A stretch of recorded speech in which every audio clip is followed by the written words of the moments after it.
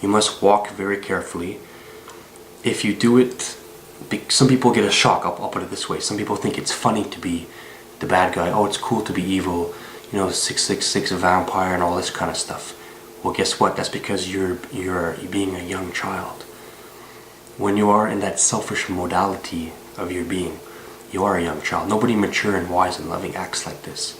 So you're acting immature or you just are, right? When you get into that stuff, you want to do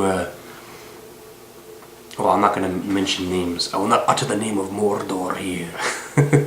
But if you get into that stuff, you'll be shocked, you'll be surprised, be careful. There's been a lot of stories, I've heard a lot of stories, from bikers to wannabe vampires and all kind of people. They try to channel, satanic energies and whatnot. Then they get it, and they get the scaring of their life.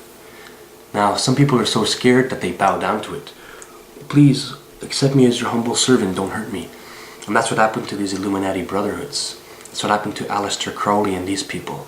They ended up getting what they asked for, and they got so scared of it, they joined it.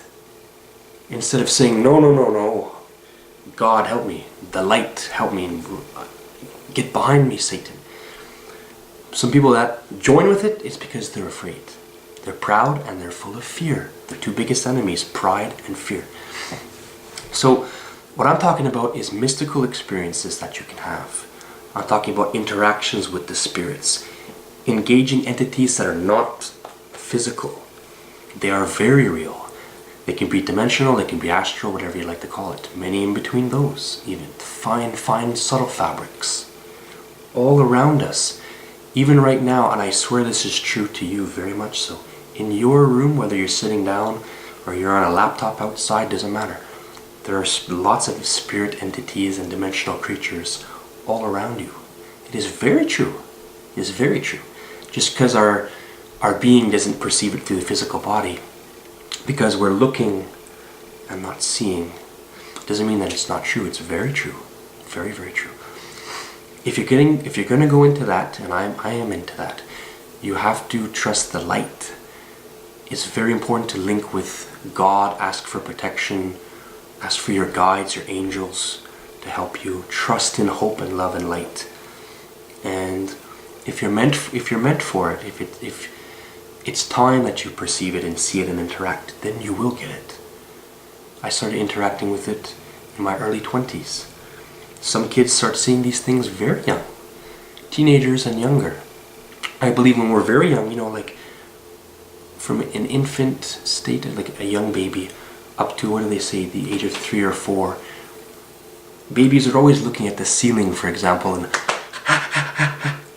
they see spirits. They see their own family, right? Like the baby could see the deceased grandmother's spirit coming back and talking to him or her. It's very true. These stories are all over the place. A lot of people understand that. I won't say believe, I'll say understand it as a truth.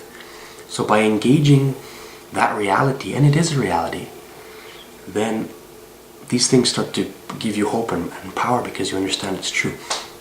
You cannot stop existing, I cannot stop existing. You think about that for a minute. Because your body dies, it's just a piece of clothing. Just a piece of clothing. We reincarnate many times, many times. First starting off as simple creatures, shooting off from the mind of God, exhalation. It's the soul, almost a wild spirit spark with its, I got out of the ocean for a bit, I'm going to express myself. And then going into the low density vibrations, into this mud, into the physical matter, and being a creature and experiencing life as a cat, life as a fish, life as a gorilla, life as an eagle, life as a plant even. Excuse me, very much so. You and I have been trees and plants. It's all very real. And in this case, you hear the Darwinistic or even more elaborate upon others that took his ideas even a step further to the other side and saying, oh well, yes, evolution from that to that. Well, yeah, in one way it is true, meaning our souls have experienced going from these creatures and things up to being worthy of the human body of expression. And this human body of expression is a very popular archetype throughout the cosmos. We hear stories of aliens and star visitors that have been here since the beginning, and they come and go, and they're interacting with us to this day. And my personal belief is they're going to be coming in a great multitude very soon. I've had lots of dreams and visions and interactions, my wife also. A lot of stories on that. So even that is another way. One main thing is to take the wisdom of the ancients and take it seriously. A lot of the origins and the intentions of a lot of the ancient religions and philosophies, spiritual schools of thought, they are very pure, they're very true. Over time, sometimes they get muddled and murky, but there's always a way for interactions to revitalize. Now, it's like the Mayans with their pyramid, showing how consciousness started small and took a long time to get to the next level, and took that a little less time to get to the next level, and so on and so forth, until it takes a very short time to get to the next level of enlightenment. So you and I are very lucky. We're very close to seeing this thing. My own spiritual wake-up call was, like I said in my other video, a prophet of God, a dear brother, who spoke to me on the street and woke me up, and just by his words he proved everything was true. That's another way that you understand that this stuff is very... God and angels and demons and all the dimensional creatures and things, it's also very true. And for us to think otherwise, it's just nonsense. It's somebody else's thought. It's the thought of the controller of the machine. What is trying to dehumanize you and I and make us like machines, like, a number, a badge, devalue the worth. That's the enemy. That's not the you. We've been taught and hypnotized and brainwashed so much to think we are the body. Not at all. Not at all. Your body is not your mind and your feelings. Separate entity. Separate part of the you-ness, the is. So,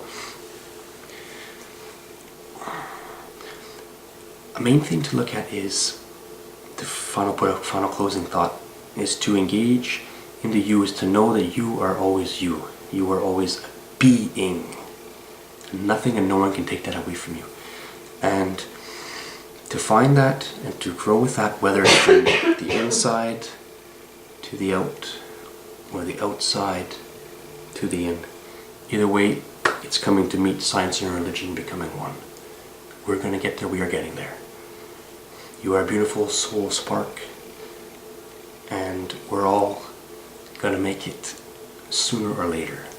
And something nice is coming very soon for lots of us. It's been a long trip. We can be thankful that this part of our soul cycle is almost over.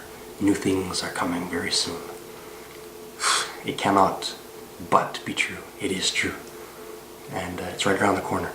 So discover you, discover the you, to see what you are, what purpose you have. And disengage a bit from the societal world of pressures and conflicts, and be comfortable and be happy with yourself, be confident with yourself. You have the power, you must use the power of your own mind to lift yourself up, like it says in Bhagavad Gita. A man must, or a woman must, by their own self, lift themselves up. Use your mind to lift yourself out of the water. It's like this earth is like being in the murky water, and then a breath of fresh air. Oh, there's a whole huge thing going on here. Of course there is. So, more videos to come. I'm new to uploading on YouTube, so it'll take a while for me to chop things up and figure it all out, but it's on the way. I have lots more to say, and look forward to learning from all of you as well. And I wish you the best. Have yourself a great existence. Bye.